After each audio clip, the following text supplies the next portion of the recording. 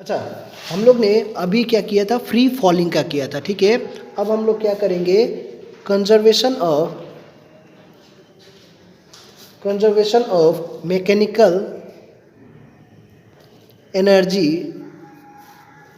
Of a vertically projected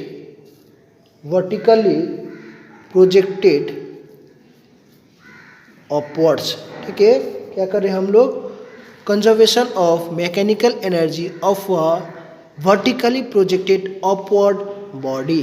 ठीक है, जैसे हम लोग फ्री फॉलिंग किए वैसे ही यहाँ पर conservation of mechanical energy is also valid for when it is projected upwards. ठीक है, अब इसके लिए भी हम लोग क्या करेंगे, यहाँ पर पढ़ने वाले। ठीक है, सो अब स्टार्टिंग से करते हैं।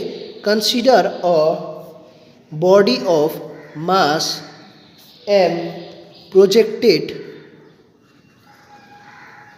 vertically upward with a velocity, ठीक है, इनिशियल वेलोसिटी u के साथ क्या किया, प्रोजेक्ट किया है। ठीक है, from point A.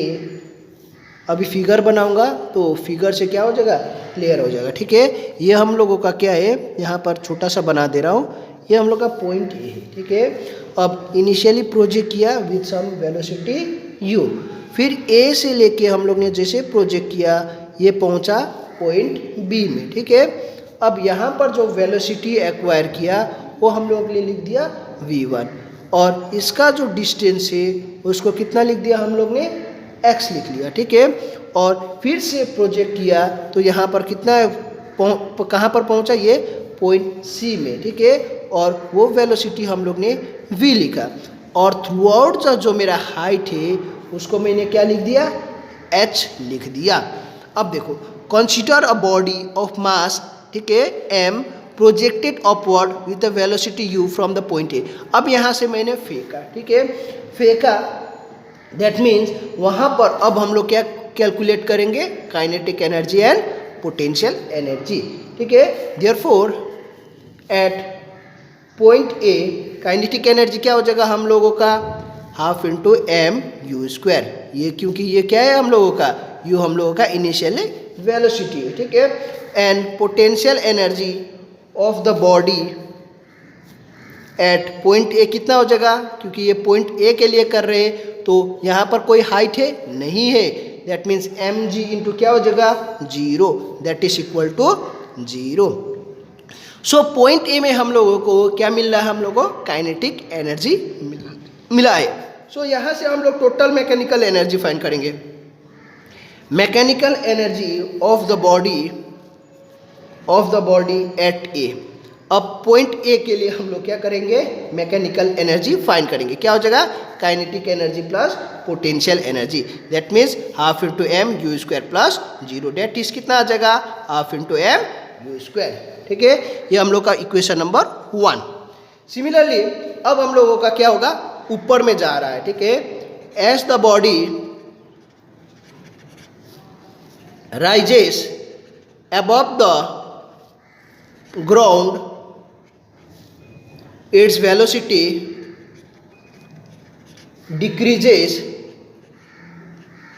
as the earth क्या करेगा, वो अट्रैक्ट करेगा, as the earth attracts it in the कौन सा डायरेक्शन, डाउनवर्ड डायरेक्शन। ठीक है, वो किस डायरेक्शन में अट्रैक्ट करेगा, नीचे अपने तरफ पूछेगा, खींचेगा। ठीक है, पर हम लोग फेंका किधर है, ऊपर की तरफ। ठीक है, let velocity of the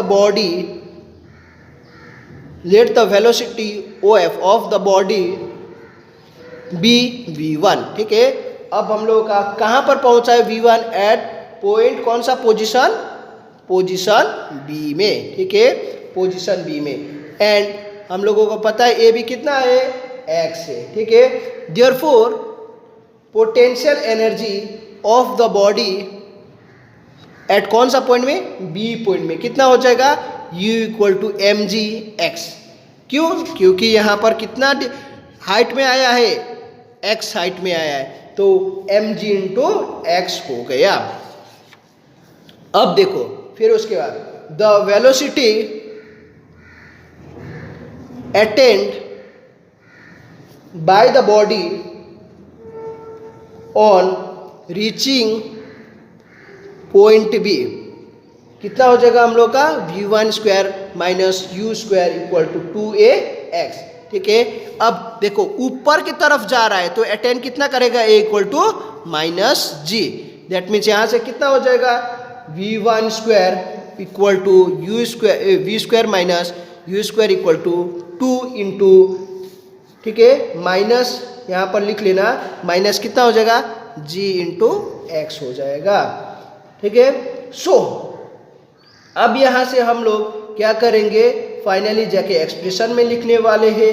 therefore kinetic energy, यहाँ पर एक इक्वेशन लिख लेना, V square equal to U square minus कितना हो जाएगा 2gx हो जाएगा। ठीक है, इसको जस्ट इधर साइड में मूवमेंट किया और कुछ नहीं किया है। अब देखो kinetic energy of the body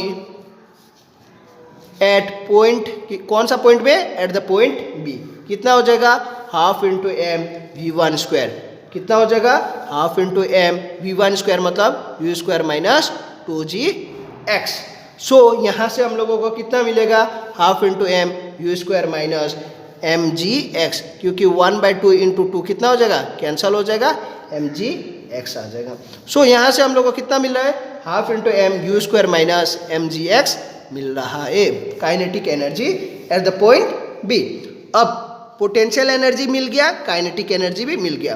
therefore mechanical energy कितना होगा kinetic energy plus potential energy at the point, कौन सा पॉइंट बी में। सो वहाँ से हम लोगों को कितना मिल रहा है half M U square minus mgx plus potential energy का कितना आया है mgx। सो ये वाला पार्ट कैंसिल हो गया, half into M U square आ गया। ये हम लोग का इक्वेशन नंबर 2, ये पुराना वाला में इक्वेशन नंबर क्या डाल देना वहाँ पर। ठीक है, अच्छा मैंने इक्वेशन नंबर 1 दिया है। ठीक है, ये इस पे मत डालना क्योंकि ये तो हम लोग एट द पॉइंट बी के लिए कर रहे हैं यहाँ पर। ठीक है, सो एट द पॉइंट ए देखो, एट द पॉइंट बी में भी देखो तो वहाँ पर किस फॉर्म में आ रहा है हम लोगों को half into M U square में ही आ रहा है। अब हम लोगों का पॉइंट सी के लिए भी करना है। ठीक है, अब कितना पॉइंट के लिए हम लोगों को करना है at the point C, at the point C. ठीक है, सो अब पॉइंट सी के लिए, अब पॉइंट सी के लिए करना है तो उस समय अब क्या होगा, no let the body reach a point C at height h above the ground where velocity कितना है, हम लोग ने क्या लिखा है v लिखा है। ठीक है, डायग्राम में देखोगे तो यहाँ पर वेलोसिटी कितना लिखा है हम लोग ने v लिखा है। ठीक है, वही चीज को यहाँ पर हम लोग क्या करने वाले अब एक्सप्लेन करने वाले हैं। अब कौन सा पॉइंट में पहुंच गया, पॉइंट सी में पहुंच गया। सो पोटेंशियल एनर्जी कितना हो जाएगा, potential energy of the body at point C. ठीक है, U इक्वल टू कितना आ जाएगा mgh। फिगर रिफर करोगे तो कितना डिस्टेंस हम लोग का हाइट कितना है h हाइट में है। ठीक है, h हाइट में है, दैट मीन्स हम लोगों को कितना मिलेगा mgh मिलेगा। ठीक है, सो अभी हम लोगों को उसी चीज को यहाँ पर करना है। तो यहाँ से हम लोगों का ये मिल गया पोटेंशियल एनर्जी। अब हम लोग क्या करेंगे velocity, velocity of the body at C कितना हो जाएगा हम लोगों का V square minus U square equal to minus 2gh। क्यों, क्योंकि किस तरफ प्रोजेक्ट हुआ है अपवर्ड में। ठीक है, सो यहाँ से V square equal to U square minus 2gh हो गया। Therefore kinetic energy of the body at C कितना हो जाएगा हम लोग का half into M V square, that is half into M V square की जगह क्या डाल देना वहाँ पर यू स्क्वायर माइनस 2gh। सो कितना आ जाएगा, half into M U square minus 1/2 into 2GH, ठीक है। एम बी है तो एम बी लिख लेना, एम आगे पीछे में लिख दिया, तो कितना आ जाएगा, half into M U square minus MGH आ गया। तो ये हो गया। अब देखो काइनेटिक एनर्जी भी फाइंड किया हम लोग ने, पोटेंशियल एनर्जी भी फाइंड कर लिया। अब हम लोग क्या फाइंड करेंगे, mechanical energy. Mechanical energy at point C क्या हो जाएगा हम लोग का, kinetic energy plus potential energy. So finally अब हम लोग कंक्लूजन में पहुंचने वाले हैं। अब देखो क्या हो जाएगा हम लोग का, काइनेटिक एनर्जी निकाला था half M U square minus MGH, और ये हम लोग का kinetic energy plus potential energy, हम लोग ने पोटेंशियल एनर्जी भी लिख दे रहा हूँ, ये हम लोग का मैकेनिकल एनर्जी। कितना था हम लोग का, ये MGH, ये और ये क्या हो गया, कैंसल हो गया, MU square. Equation number 3 mechanical energy कौन सा पॉइंट में, एट पॉइंट से। सो फाइनली हम लोग क्या कंक्लूड करेंगे, 1 2 इक्वेशन 3 से हम लोग क्या कंक्लूड करेंगे कि जो भी हम लोगों का प्रोजेक्ट हो रहा था वो कैसा आ रहा था, कांस्टेंट आ रहा था। दैट मीन्स वहां से लिखो, one comparing equation 1 2 and 3, it is clear that the mechanical energy of a body projects vertically upward remains कैसा हो जाएगा, कांस्टेंट। सो फाइनली जाके हम लोग ने ये भी क्या कर दिया, प्रूफ कर दिया कि चाहे तुम ऊपर ले जाओ चाहे तुम नीचे ले जाओ, वो कैसा हो जाएगा हम लोगों का, कांस्टेंट आ जाएगा। स्टूडेंट्स अब हम लोग जानेंगे डिफरेंट फॉर्म्स ऑफ एनर्जी, ठीक है, different forms of energy. Forms मतलब क्या हो गया, हम लोग का टाइप्स होता है, ठीक है। हम लोग ने एक टाइप तो पढ़ लिया, क्या टाइप पढ़ा है हम लोग ने, मैकेनिकल एनर्जी, ठीक है। मैकेनिकल एनर्जी के बारे में पढ़ा। मैकेनिकल एनर्जी क्या होता है हम लोग का, काइनेटिक एनर्जी प्लस हम लोगों का पोटेंशियल एनर्जी होता है, ठीक है। इसके बारे में मैं पूरा डेप्थ में पढ़ा चुका हूँ, ठीक है। अब हम लोग क्या पढ़ेंगे, और डिफरेंट फॉर्म्स मतलब इसका और फॉर्म्स क्या क्या होता है उसके बारे में पढ़ेंगे, ठीक है। नंबर 1 में आता है हम लोगों का इंटरनल एनर्जी। इंटरनल एनर्जी, अब इंटरनल एनर्जी मतलब क्या होता है, सिंपल से जानेंगे, ठीक है। एन ऑब्जेक्ट, ये थियोरिटिकल पार्ट है, डायरेक्टली लिखना है, ठीक है। An object possesses internal energy because of its temperature and intermolecular forces। अब देखो कोई भी ऑब्जेक्ट है, ठीक है, उसका इंटरनल एनर्जी किस वजह से क्रिएट होता है, आइजर बिकॉज ऑफ इस टेम्परेचर या फिर उसका इंटर जो मॉलिक्यूलर फोर्सेस रहेगा उस वजह से रहेगा, ठीक है। और यहाँ पर हम लोग सिंपल से लिखा जाए तो क्या लिखेंगे हम लोग, internal energy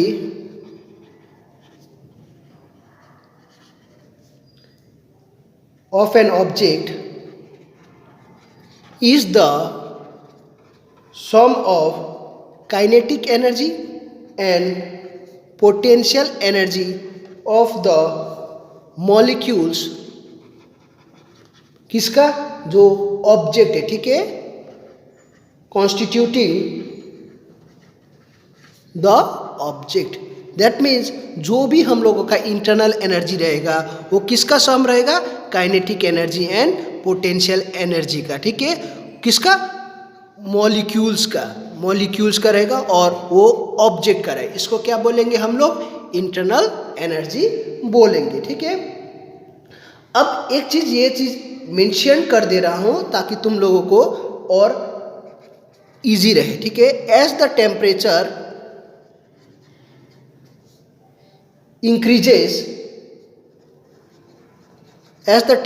increases of the body, जैसे जैसे टेम्परेचर बढ़ते जाएगा उसका इंटरनल एनर्जी भी क्या हो जाएगा हम लोगों का बढ़ेगा, ठीक है। इंटरनल एनर्जी भी क्या हो जाएगा हम लोगों का इंक्रीजेस। तो ये चीज़ याद रख लेना, किस किस वजह से रहेगा, टेम्परेचर की वजह से रहेगा और इंटरमॉलिक्यूलर फोर्सेस की वजह से रहेगा। और जैसे जैसे हम लोग टेम्परेचर बढ़ाएंगे उसका इंटरनल एनर्जी भी क्या हो जाएगा हम लोगों का बढ़ जाएगा। ये हम लोगों का फर्स्ट हो गया। नंबर सेकेंड में आता है हीट और थर्मल एनर्जी। ये हम लोग का डिफरेंट टाइप से, ये हम लोग का हो गया हीट और थर्मल एनर्जी। ये ऑल्दो हम लोग हीट एक अलग से चैप्टर में ही पढ़ेंगे, ठीक है, या फिर thermal energy that we will discuss in chapter number 8। फिलहाल में हम लोग इसके बारे में थोड़ा सा ब्रीफिंग में पढ़ लेंगे, ठीक है। अब हीट क्या है? Heat is form of energy, form of energy and is also called क्या? Thermal energy. थर्मल एनर्जी, ठीक है। An object possesses heat energy, किस वजह से पोजेसेस करेगा? Due to disorderly motion of the molecules of the object, ठीक है। That means हम लोगों को यहाँ क्या बोल रहा है कि जो हीट एनर्जी प्रोड्यूस होगा वो किस वजह से रहेगा? जो एक ऑर्डर में नहीं रहेगा मॉलिक्यूल्स का मूवमेंट, इसी वजह से हम लोगों को क्या मिलेगा? हीट एनर्जी मिलता है। उसको हम लोग क्या बोलते हैं? थर्मल एनर्जी भी बोला जाता है, ठीक है। अब हम लोगों का आ गया केमिकल एनर्जी। चैप्टर 8 में तुम लोगों को बताऊंगा हीट एनर्जी का, टेम्परेचर का एंड इंटरनल एनर्जी का रिलेशन क्या होता है, ठीक है। रिलेशन, डेरिवेशंस वगैरह हम लोग इन चैप्टर 8 करेंगे, ठीक है। अब हम लोग आ गया केमिकल एनर्जी। केमिकल एनर्जी क्या होता है? the difference in energy between the, अब केमिकल टर्म आ गया तो किसका रहेगा हम लोगों का? केमिकल कंपाउंड का ही रहेगा, ठीक है। The difference in energy between chemical compound and the constituting parts of the chemical compound is called, क्या बोला जाता है उसको? केमिकल एनर्जी बोला जाता है। केमिकल एनर्जी दैट मीन्स जो भी डिफरेंस रहेगा, ठीक है, केमिकल कंपाउंड्स में, और जो केमिकल कंपाउंड जिस तरह से बने हैं उसी को क्या बोलेंगे हम लोग? केमिकल एनर्जी बोलेंगे। अब ये केमिकल जो एनर्जी है वो दो टाइप से रहेंगे, ठीक है, दो टाइप से रहेंगे। तो ये भी हम लोगों को क्या करना है? याद करना है। अब क्या क्या होता है हम लोग का? एक्सोथर्मिक, जो केमिकल हम लोग का एनर्जी, ठीक है, इसको हम लोग एक टाइप से बोलेंगे तो क्या बोलेंगे? Chemical energy is available. ये हम लोगों का किस फॉर्म में अवेलेबल है ये पहले लिख लेते हैं। Chemical energy is available in the form of chemical reaction. किस फॉर्म में रहेगा? केमिकल रिएक्शन फॉर्म में रहेगा, ठीक है। अब केमिकल रिएक्शन में हम लोगों का क्या क्या रहेगा? दो टाइप का रिएक्शन रहेगा। एक होता है एक्सोथर्मिक और ये होता है हम लोग का इंडोथर्मिक रिएक्शन। ये हम लोग का एक्सोथर्मिक रिएक्शन, ये हम लोगों का इंडोथर्मिक रिएक्शन। अब हम लोग का देखो एक्सोथर्मिक रिएक्शन मतलब क्या होता है? एक्सोथर्मिक रिएक्शन क्या होता है, ठीक है। दैट मीन्स वहां पर लिखना a chemical reaction is said to be exothermic if heat energy is released. ये दैट मीन्स हम लोगों का क्लियर हो गया। जब हीट रिलीज होगा उस समय हम लोग को बोला जाता है एक्सोथर्मिक, ठीक है। अब इंडोथर्मिक, इंडो, ये तुम लोग तो एक्चुअली बेसिक क्लासेस में पढ़ चुके, ठीक है, फिर भी यहाँ पर भी मैं बता दे रहा हूँ। अब देखो इंडोथर्मिक रिएक्शन मतलब क्या होता है, a chemical reaction is said to be endothermic if heat energy is, क्या होता है हम लोगों का, एब्जॉर्ब्ड होता है, ठीक है, इज एब्जॉर्ब्ड। अब दो टाइप्स का रिएक्शन भी मैंने तुम लोगों को बता दिया है, ठीक है। अब आता है हम लोगों का कौन सा फॉर्म हो गया, नंबर 3 के बाद नंबर 4 इलेक्ट्रिकल एनर्जी। ये डिफरेंट फॉर्म्स ऑफ एनर्जी है, ये हम लोगों को जानना चाहिए, इसलिए मैं बता रहा हूँ। अब इलेक्ट्रिकल एनर्जी, अब ये किस वजह से रहेगा हम लोगों का, बिकॉज ऑफ हम लोग का जो भी रहेगा चार्जेस की वजह से रहेगा। तो इसके बारे में हम लोग लिखेंगे, इलेक्ट्रिक चार्ज और करेंट्स क्या करेगा, वो अट्रैक्ट भी करता है और रिपेल भी करता है। अट्रैक्ट और रिपेल ईच अदर, क्योंकि क्या रहेगा, पॉजिटिव पॉजिटिव रहेगा तो हम लोगों का क्या हो जाएगा, रिपेल करेगा। वैसे ही पॉजिटिव नेगेटिव रहेगा तो क्या हो जाएगा, हम लोगों का वहाँ पर अट्रैक्ट करेगा, ठीक है। अब इन अदर वर्ड्स, इसी को एक्सप्लेन करने के लिए, in other words they exert